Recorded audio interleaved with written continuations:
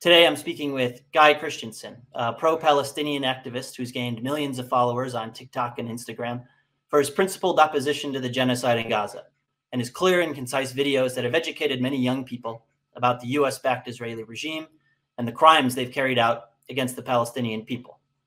We're now at a point where the genocide in Gaza has gone on for well over 1 year. The most recent reporting shows that of the over 43,000 killed by Israel since October 2023, the overwhelming majority are children under 9 years old. The genocide has gone beyond Gaza, with Israel having invaded southern Lebanon, and the danger of an all-out war with Iran looms on the horizon. In the US, these events have been met with hundreds of thousands, if not millions, protesting against the genocide and demanding that the United States stop funding Israel and providing weapons used in the slaughter. These have been particularly prominent among college students. And the response to these protests by the government and the university administrations has been to criminalize protests, arrest students, and suspend them from their schools.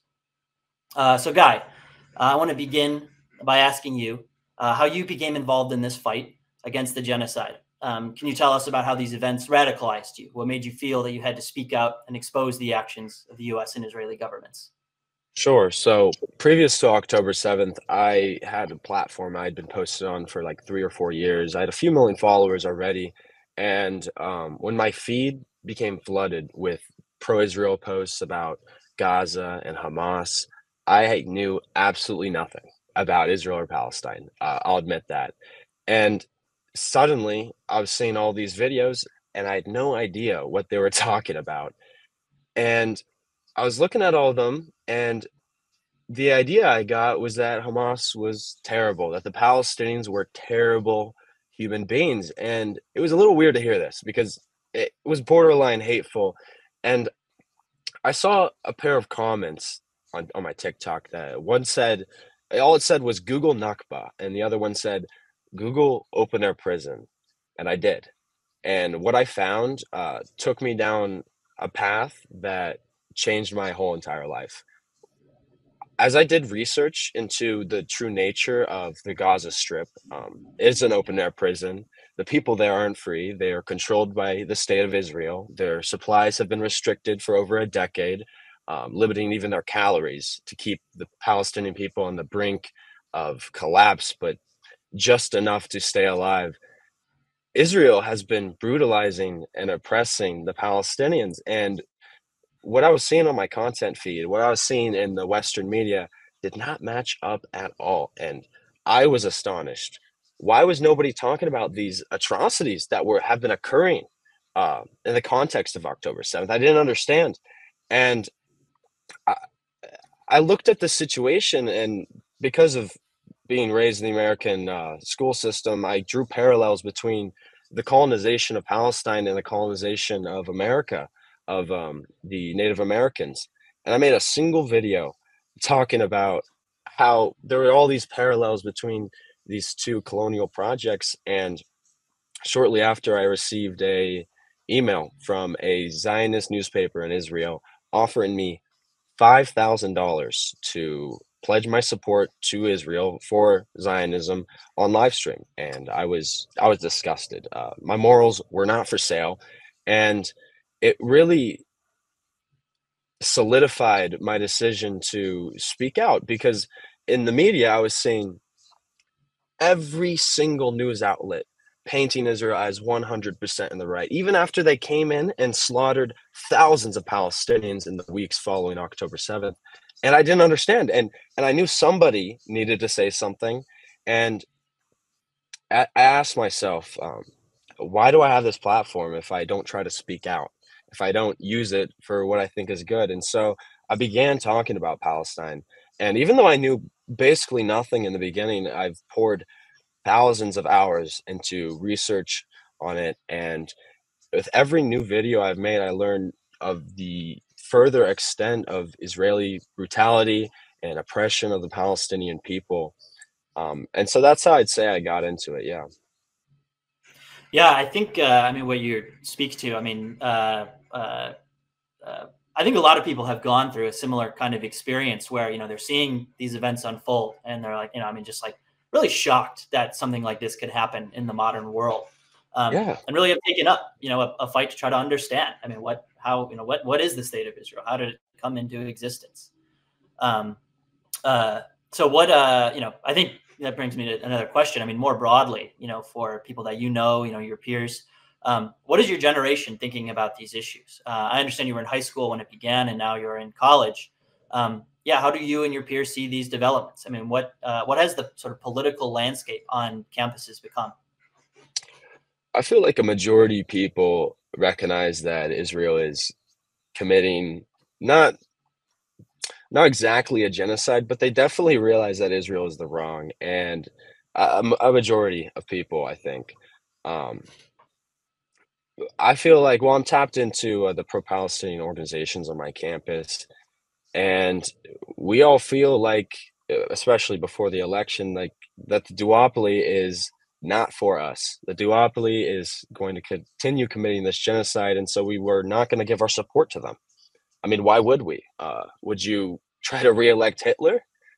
200,000 Palestinians have been killed with the Biden-Harris administration's partnership with Israel, who's given them essentially a blank check to uh, kill as many Palestinians as they feel like.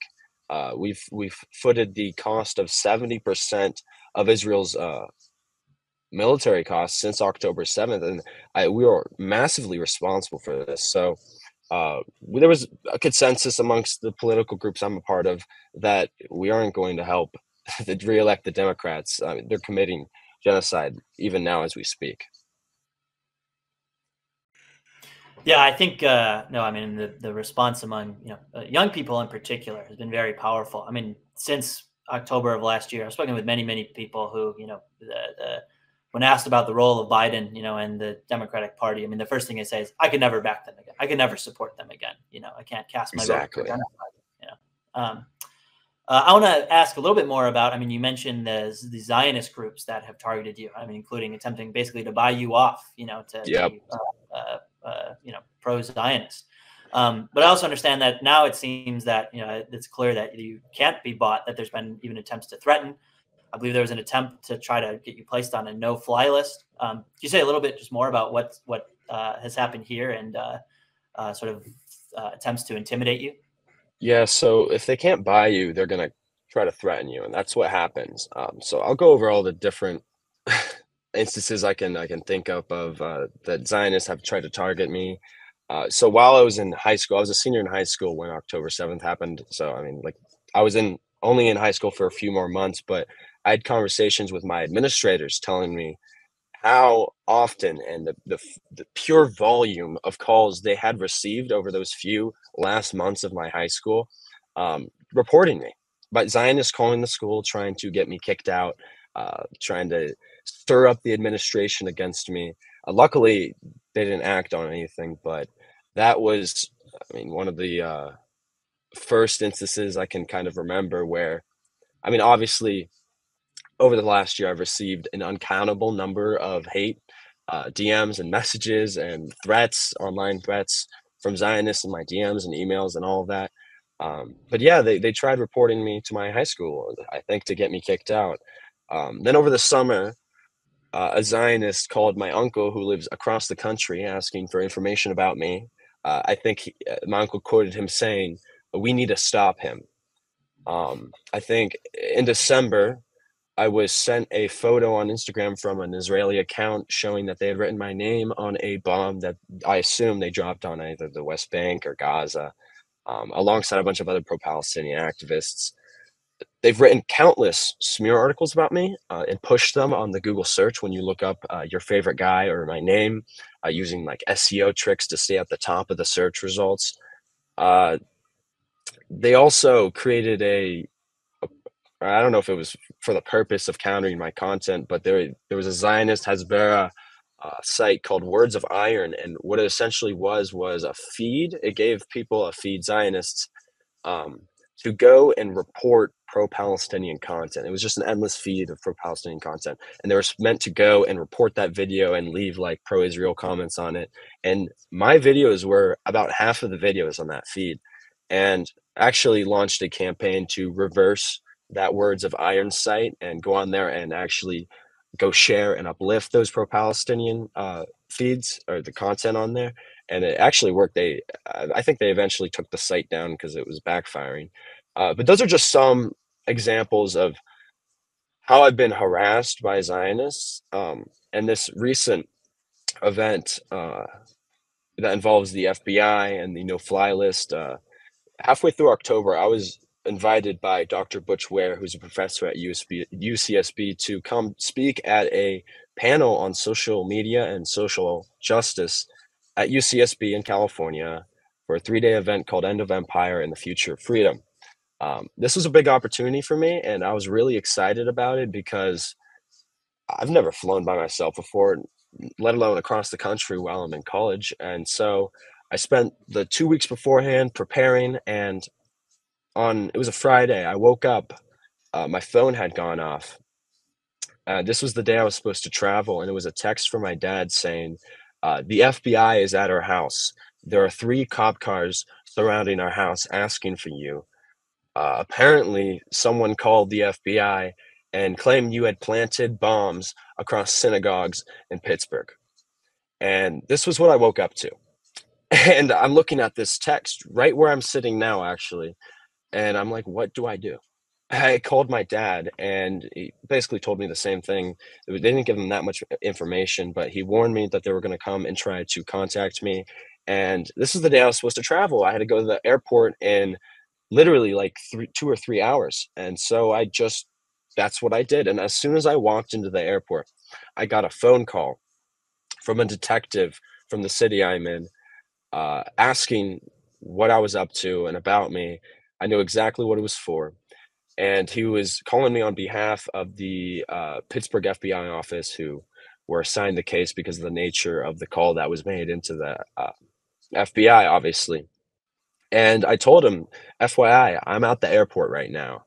And he's like, when you'll be back? And I'm like, well, I'll be back next week. And he said that I couldn't leave the airport until he came and interrogated me. And so I waited at the airport, and he pulled up with another detective and a police officer, and they interrogated me about the threat that was called in for about 15 minutes, like asking me questions like, did you make this threat? Who might have called in this threat about you? All these stuff. And they let me go and told me that I would eventually probably be contacted by the FBI themselves once I was back from my trip. And so this made my whole life, I'd say, incredibly stressful, because I'm flying out to California knowing in my head that a Zionist had been trying to stop me from flying out, because not even hours before they made the call, I had made it public that I was going to be flying to California the following day. And I think that was at 10 p.m. and they made the call around 2 or 3 a.m. And the detectives couldn't tell me anything about who made the call. They said that they used a VPN, and I was like, the FBI can't figure out who's behind a VPN. So I don't even know if this is I mean, obviously it's a Zionist, but an American citizen, an Israeli citizen, someone else, someone from the Israeli government, someone from our own government. It's left me a lot in the dark, this investigation on me, and a lot of stress going to California, knowing someone's trying to stop me, and I have no idea who it is. And this is what they do to target people who try to help the Palestinians out. That's all I've been doing over the past year, educating people and calling on people to do whatever they can to help the Palestinian people. They are being starved out. They are being ethnically cleansed in northern Gaza. And when Zionists see this, they do everything they can to put a stop to it. And when all of this happened, especially with the FBI telling this story publicly, is obviously a big deal, because that's going to be associated with my name forever. I was investigated by the FBI, and I feel like the reason I want to come forward is to show that I'm not scared. They cannot silence me by trying to get me on a no-fly list and stopping me from going out to a panel in California where I meet up with a bunch of other activists and build a lot of projects and connections.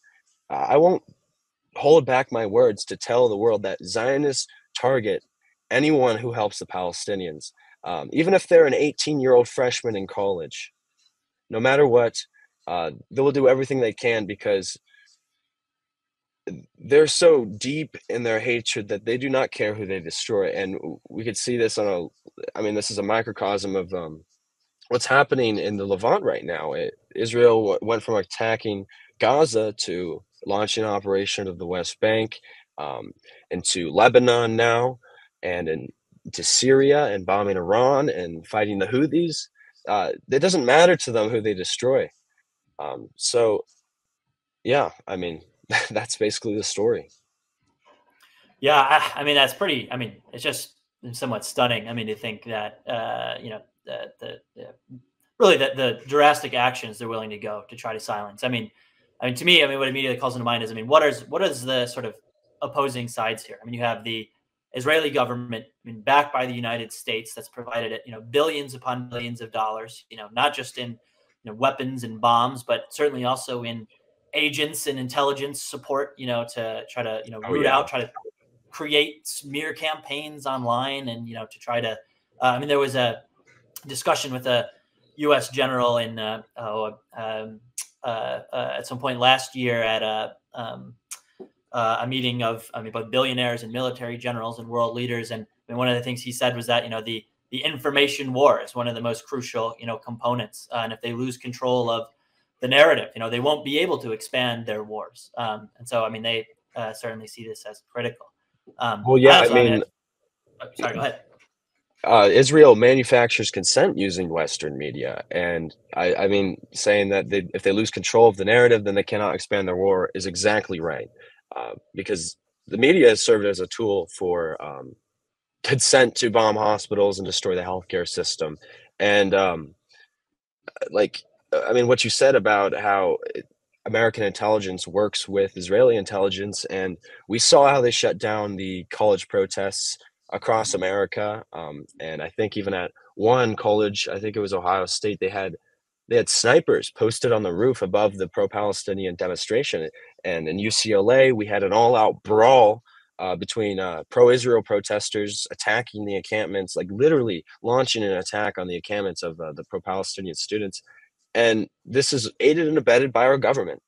A lot of them, I think a majority now, have been elected by AIPAC, who bragged last week about how they backed 318 candidates in our Congress, which is a majority of our Congress now. And so it's like, the question of was this our government who tried to stop me is very real, because they've been helping and participating in the suppression of voices like me uh, for decades, especially over the last year. That when they pushed to ban TikTok and they slotted in the bill alongside the massive aid package for Ukraine, Israel, and Taiwan, they gave them $96 billion in total. $26 billion went to Israel. They stuck in the bill to ban TikTok as part of that aid package and passed it into law. Joe Biden signed it. And then I don't think it was even 2 months later, there was a policy conference in which Secretary of State Antony Blinken and Senator Mitt Romney had a discussion about the push to ban TikTok. And they were discussing why there was a bipartisan push to ban TikTok. And Antony Blinken and Mitt Romney discuss how the reason why they got the ban pushed so fast is because TikTok is the most pro-Palestinian platform in America. And our representatives knew that. And he says that is the reason they banned it. Exactly that. And so it's like they manufactured consent. Americans were told that China is the reason to ban TikTok, that there's a security threat to Americans and to our government by having TikTok legalized in our country. And that completely was not the reason why they banned it. There's other instances that were warning signs, but the American public did not really get to get any exposure to these instances because they were held in session of Congress, which many Americans don't even watch. But Ted Cruz is recorded in Congress talking about how they need to ban TikTok because it is anti-Israel. And so it's our representatives who are taking part in the suppression of of pro-Palestinian voices and shutting down free speech by manufacturing consent amongst the American people. And it's like if our government is willing to lie to Americans to get the app I use to post banned, are they looking at voices like me? They have to be, right? They definitely, at least some of them know who I am. Would they uh, take it to the point of targeting me? Is the question. And so, yeah, I mean, it's a very real concern, and it's mentally tolling, to be honest. Yeah. Yeah. I mean, they have, all these resources of the state, that they're willing to bring down, against us. But I think something that's important to keep in mind is we have the truth, and Yes. this is what is, I think, been so powerful in this is, I mean, that they can only proceed with lies, with lying to the population, trying to suppress information. But when someone like yourself, brings forward, I mean, the real history of the state of Israel, really exposes what is really happening. I mean, it gains a mass hearing. I mean, this is why I think, I mean, even, now, the genocide in Gaza is not popular by any means. I mean, despite all their attempts, it's every poll, and sort of attempt to get the Yeah. opinion of the population on this shows it's massively opposed. I mean, the attacks on that you have faced are really part of really a wave of crackdown, really at the beginning of this semester against the protests. Some of these have included an attack on a graduate student at Cornell, an international student, Momodou Tall, who was threatened with being deported. He's now been suspended from Cornell, although his immigration status for the time being is intact. I mean, the reasons are just explicitly that he participated in a anti-genocide protest. There's a case of Maura Finkelstein, a anti-Zionist professor who's been fired, the first tenured professor to be fired for her views. So what what do you think about, I mean, these cases where students and educators have been attacked for their views? And what does this say about the state of democratic rights in the U.S.? I'd say all of these instances, all these attacks are absolutely disgusting, and I condemn them. They're following all the same pattern, obviously, that people who speak out, they're trying to make them scared because they want everyone else who's pro-Palestinian, who's standing up against genocide, especially, to look at these cases and be like, I don't want that to happen to me. But I'll tell you that it is our human duty to speak out about these things, and it's also our duty to support the people who speak out. And I would say that the state of democracy is a joke in the United States. Our policy decisions are serving the interests of economic elites and special interest groups, not the people. We've seen studies done about this. I think from Brown University is a big one about how the reins of democracy have been taken out of the hands of the people, and they're using our police forces and federal funding and college administrators and Western outlets to all coordinate a campaign against Palestinian voices, anyone who's calling out the genocide, and it's spitting in the face of what democracy is supposed to be. You know, I mean, I already talked about the TikTok ban. They literally want to ban one of the most used apps in America, one of the most used apps by young people, especially by pro-Palestinian activists, just to serve this coordinated campaign to silence these voices. And it is disgusting, and we need to stand together against this coordinated campaign, essentially. Yeah. Yeah, I couldn't agree more. I do want to bring up, I think, one point that's really, I think, linked to this that has, I think, been absent from a lot of the analysis and especially in the media. So our movement, I mean, as socialists, we understand that the genocide in Gaza is part of really a rapidly expanding world war. This includes plans for war against Iran and also the war in Ukraine, where linked to most of the funds for to support Israel has also been hundreds of billions of dollars to support the U.S.-NATO war against Russia. I mean, this is a war where over 500,000 young Ukrainian and Russians have already been killed, while the Biden administration in this war has been claiming to wage it on behalf of democracy. Nothing is further from the truth. Ukraine has been turned into a dictatorship where all opposition to the war has been criminalized. This actually includes a member of our movement, Bogdan Sirotuk, a 26-year-old Ukrainian socialist who's been arrested for his opposition to the war. The government has explicitly stated that the reason for his arrest is his political views, and in particular, that he is a supporter of the World Socialist website. I mean, they've explicitly stated the reason for his arrest is that he has articles published on the WSWS. Essentially, this means being a socialist opponent of war is illegal in Ukraine. We have been really fighting for and organizing a campaign to demand Bogdan's release, his immediate release. It's gained many thousands of signatures, including a call and support from Jill Stein, the candidate of the Green Party for president, for his release. So I guess I want to just ask you about this. Are you aware of the imprisonment of Bogdan in the campaign for his freedom? Would you support the call for his freedom and sign the petition? And then also more broadly, what do you think about the U.S.-NATO war against Russia and Ukraine? And how do you see this being connected to the genocide in Gaza and the repression of protests in the U.S.? I support his release. I'll sign that petition. I think targeting journalists is inexcusable under any circumstances. We need to protect our journalists. And I mean, to relate it to what's going on in Gaza, I believe over 200 or 300 journalists have been directly murdered and targeted by Israel since October 7th, all across the region. And is this linked to capitalism? I think so. I think, and this statement I'm about to say is something we need to say more often, is that the Democratic Party has become a party of war. They are feeding two massive wars, Ukraine and Israel, that is sucking our funding from our government every year. Half of our budget is spent on military. The American people are literally fighting over half of their government, while the other half is being spent killing millions of people, and has been for decades.